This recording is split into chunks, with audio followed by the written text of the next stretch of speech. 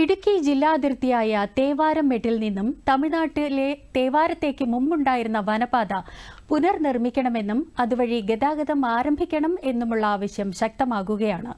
ഇരു സംസ്ഥാനങ്ങൾക്കും ഈ പാത തുറന്നാൽ പ്രയോജനകരമാകും. ആലുവ മൂന്നാർ രാജപാത തുറക്കണമെന്ന ആവശ്യം ശക്തമാക്കി ജനകീയ പ്രക്ഷോഭം ഇടുക്കി, എറണാകുളം ജില്ലകളിൽ നടക്കുന്നതിനിടയിൽ ഇടുക്കി ജില്ലയെ തമിഴ്നാടുമായി വേഗത്തിൽ ബന്ധിപ്പിക്കാൻ കഴിയുന്ന തേവാരംമെട്ട് റോഡ് തുറന്നു നൽകണമെന്ന ആവശ്യവും ശക്തമായി. ഇടുക്കി ജില്ലയെ തമിഴ്നാട്ടിലെ തേനി ജില്ലയുമായി കുറഞ്ഞ ദൂരത്തിൽ ബന്ധിപ്പിക്കാൻ കഴിയുന്ന റോഡാണ് തേവാരംമെട്ട് റോഡ്. മുമ്പ് സജീവമായിരുന്ന കാനനപാതയാണിത്. ഇരു സംസ്ഥാനങ്ങളിലെയും ആളുകൾ വാണിജ്യ ആവശ്യങ്ങൾക്ക് ഈ വനപാതയെയാണ് ആശ്രയിച്ചിരുന്നത്. തമിഴ്നാട് വനംവകുപ്പ് പാതയടച്ചതോടെ ഇവിടം കാട് കയറി നശിക്കുകയായിരുന്നു.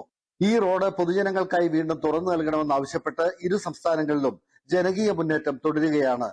இப்போ எங்களோட ஒரே கோரிக்கை என்ன அப்படின்னா, இந்த 3.5 கிலோமீட்டர் ரோடு கேரளாவிலேருந்து ஆல்மோஸ்ட் பார்டர் வரைக்கும் ரோடு வந்துருச்சு. அதே மாதிரி தமிழ்நாட்டிலையும் பார்டர் வரைக்கும் ரோடு கொண்டு வந்திருக்காங்க.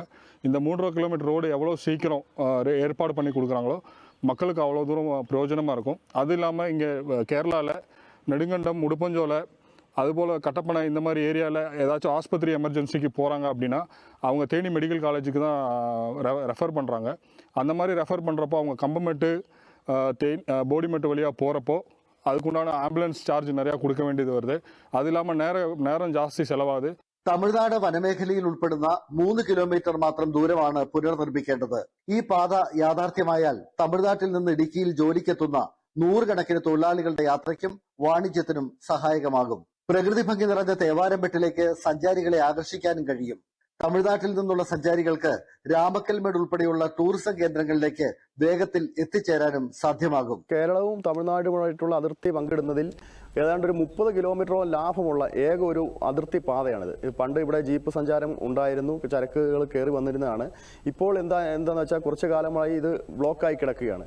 ഇതൊന്ന് ഈ ഒരു പാത ഉണ്ടാകുന്നതോട് ബന്ധപ്പെട്ട് നമുക്ക് ഈ മേഖലയിലെ ടൂറിസത്തിനും ഏറ്റവും അനുയോജ്യമായ മേഖലയാണ്. കുമളി, രാമക്കൽമേട് ടൂറിസം വളർത്തുന്നതിനും അതിനോടൊപ്പം തന്നെ അതിനേക്കാൾ ഉപരിയായിട്ട് നമ്മുടെ കാർഷിക മേഖല, ഏലവുമായി ബന്ധപ്പെടുന്ന ഉടുമ്പൻചോല പോലെയുള്ള പഞ്ചായത്തുകളിലേക്ക് തമിഴ് തൊഴിലാളികൾക്ക് കയറി വരാൻ ഏറ്റവും അനുയോജ്യമായൊരു മേഖലയാണ് ഇത്.